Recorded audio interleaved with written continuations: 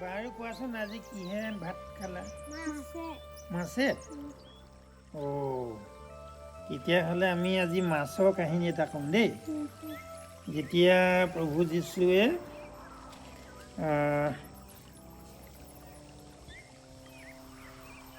গালিল সাগৰৰ পাৰত পুনৰ এবাৰ যীশুৱে শিষ্যবিলাকক দেখা দিলে। ঘটনাটো এইদৰে ঘটিল। চিমোন পিতৰ থোমা নামেৰে জাকোব জোহন আৰু আন দুজন শিষ্য একেলগে আছিল। চিমোন পিতৰে তেওঁলোকক ক'লে, মই মাছ মাৰিবলৈ যাওঁ। তেওঁলোকে ক'লে, আমিও তোমাৰ লগতে যাম। তাতে তেওঁলোকে নাও এখন লৈ ওলাই গ'ল। কিন্তু গোটেই নিশাটো তেওঁলোকে একো ধৰিব নোৱাৰিলে। সূৰ্য উদয় হোৱাৰ সময়ত যীশু পানীৰ পাৰত থিয় হৈ আছিল। শিষ্যবিলাকে যীশু বুলি তেওঁক চিনি নাপালে। তেতিয়া যীশুৱে তেওঁলোকক সুধিলে, হে বন্ধুসকল, তোমালোকে একো ধৰা নাইনে? তেওঁলোকে ক'লে, নাই, একো ধৰা নাই। যীশুৱে তেওঁলোকক ক'লে, তোমালোকে জালখন নাওখনৰ সোঁফালে মাৰি দিয়া আৰু তোমালোকে কিছু মাছ ধৰিবা। গতিকে তেওঁলোকে জালখন মাৰি দিলে আৰু জালখন তুলি আনিব নোৱাৰিলে, কিয়নো তেওঁলোকে অনেক মাছ ধৰিলে। তেতিয়া জোহনে পিতৰক ক'লে, সেইজনা গুৰু হয়। ইয়াকে শুনি পিতৰে নিজৰ কাপোৰখন নিজৰ গাত মেৰিয়াই ল'লে আৰু পানীত জঁপিয়াই দিলে। আন শিষ্যবিলাকে নাওখন লৈ পাৰলৈ আনিলে, লগতে মাছে পূৰ্ণ জালখনো টানি টানি আনিলে। তেওঁলোকে পাৰৰ প্ৰায় 100 মিটাৰ দূৰৈত আছিল। তেওঁলোকে যেতিয়া নাওখনৰ পৰা নামি আহিল, তেতিয়া জুইৰ ওপৰত মাছ পুৰি থকা দেখিলে। তাতে ৰুটিও আছিল। যীশুৱে তেওঁলোকক ক'লে, তোমালোকে এই মাছ ধৰা কেইটামান লৈ আহা। পিতৰে নাওখন লৈ গৈ মাছেৰে পূৰ্ণ জালখন টানি টানি পাৰলৈ আনিলে। জালখন মাছেৰে পূৰ্ণ আছিল, লগতে তাতে 153টা ডাঙৰ মাছো আছিল। যদিও তাত ইমানবোৰ মাছ আছিল, তথাপিও জালখন কিন্তু ফাটি যোৱা নাছিল। যীশুৱে তেওঁলোকক ক'লে, আহা, ভোজন কৰাহি। কোনো এজন শিষ্যই তেওঁক প্ৰশ্ন নকৰিলে, আপুনিনো কোন? তেওঁলোকে জানিছিল তেওঁ প্ৰভুৱে হয়। যীশুৱে উঠি গৈ ৰুটি লৈ তেওঁলোকক দিলে। মাছ কেইটাও তেওঁ সেই একেদৰে কৰিলে। যীশুৱে মৃত্যুৰ পৰা জি উঠাৰ পিছত এইটো আছিল তৃতীয়বাৰ তেওঁ শিষ্যবিলাকক দেখা দিয়া। প্ৰভু যীশু মৰা 3 দিনৰ পিছত যেতিয়া জি উঠিলে, জি উঠাৰ পিছত শিষ্যবিলাকক এনেকৈ এই দৰ্শন দিছিলে। এই দৰ্শনটো তৃতীয় দিনাখন দিয়া। তেওঁলোকে ভোজন কৰাৰ পিছত যীশুৱে পিতৰক ক'লে, এইবোৰতকৈ তুমি মোক অধিক প্ৰেম কৰানে? পিতৰে উত্তৰ দিলে, হয় প্ৰভু, আপুনি জানে যে মই আপোনাক ভাল পাওঁ। যীশুৱে ক'লে, মোৰ মেৰবিলাকক যতন লোৱা। যীশুৱে প্ৰশ্নটো 3বাৰ সুধিলে। পিতৰৰ উত্তৰ আছিল যে যীশুৱে জানে যে তেওঁ যীশুক কিমান ভাল পায়। যীশুৱে পিতৰক তেওঁৰ মেৰবিলাকক যতন ল'বলৈ ক'লে। তাৰ পিছত যীশুৱে তেওঁক ক'লে যে ঈশ্বৰৰ গৌৰৱ কৰি কিদৰে তেওঁৰ মৃত্যু হ'ব।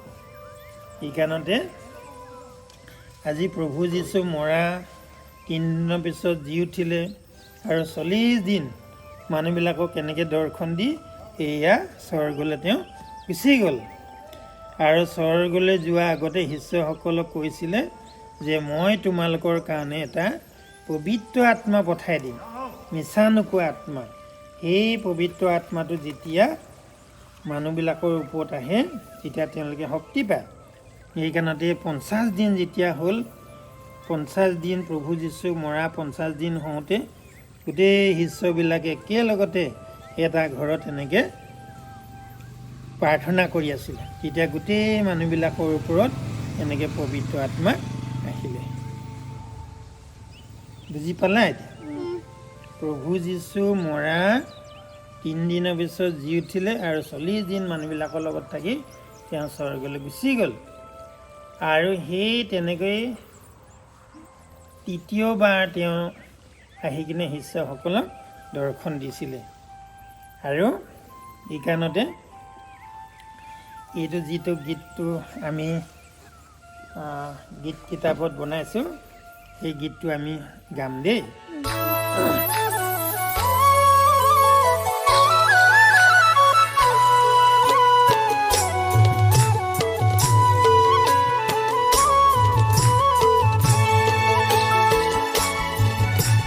যিছু মোৰ দয়াৰে সাগৰ,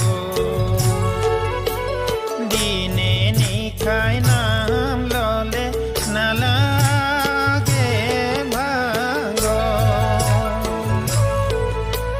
যিছু মোৰ দয়াৰে সাগৰ, দিনে নিশাই নাম ল'লে নালাগে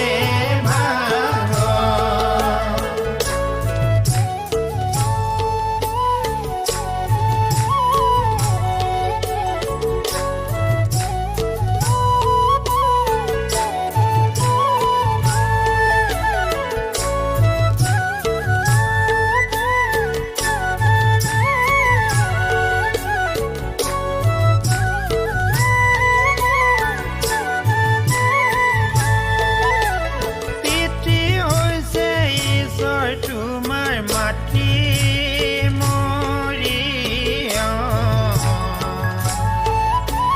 দায়ুদৰৰ বংশত আহি ললাহি জনম। যিছু মোৰ দয়াৰে সাগৰ, দিনে নিশাই নাম ল'লে নালাগে ভাগৰ।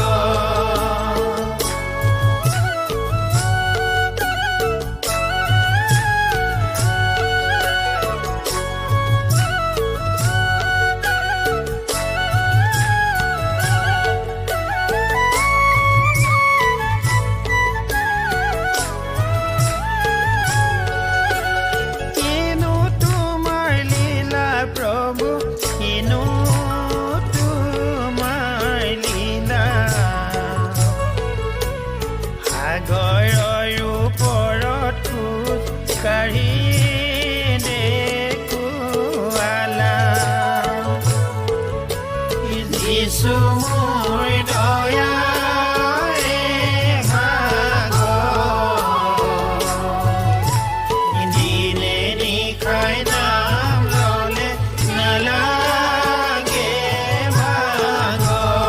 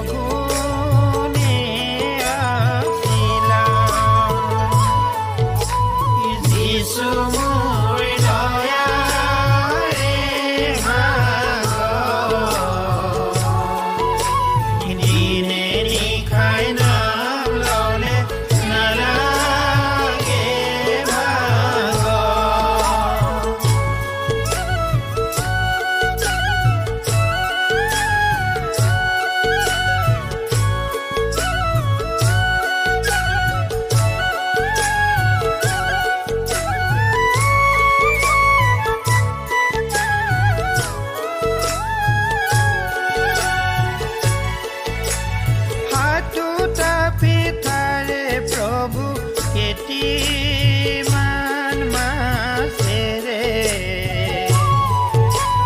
4,000 ভকতক সন্তুষ্ট কৰিলা।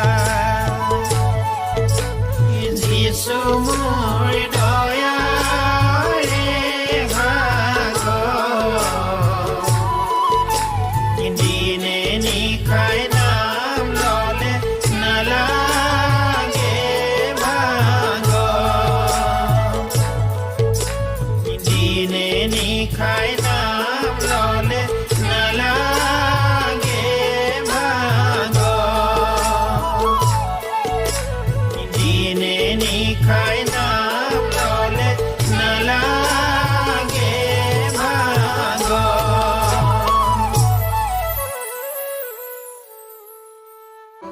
প্ৰভু যীশুৱে যেতিয়া নেকি 40 দিন লঘোণ দিছিলে, সেই লঘোণ দি থাকোঁতে তেতিয়া চৈতানে আহি পৰীক্ষা কৰিছিলে যে তুমি যদি ঈশ্বৰৰ পুত্ৰ হোৱা এই শিলবিলাকক পিঠা খাবলৈ দিয়া।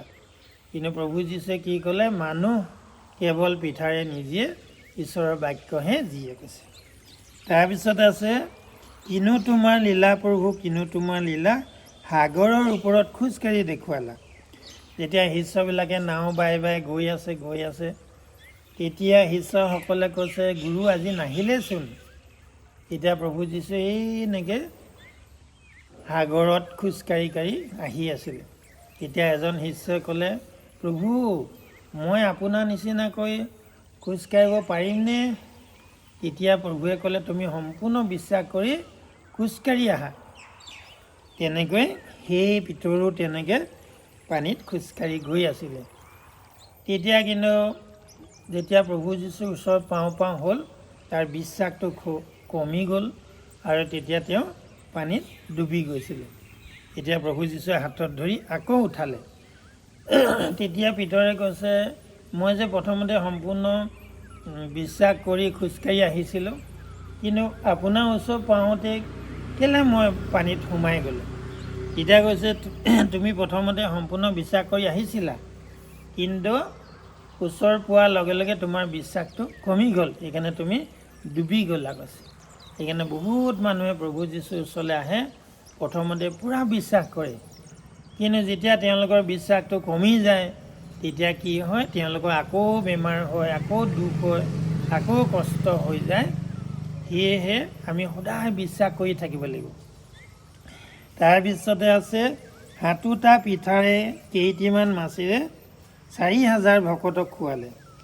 মানে 7টা পিঠা আৰু কেইটামান মাছ লৈ কিনে কিমান খোৱালে?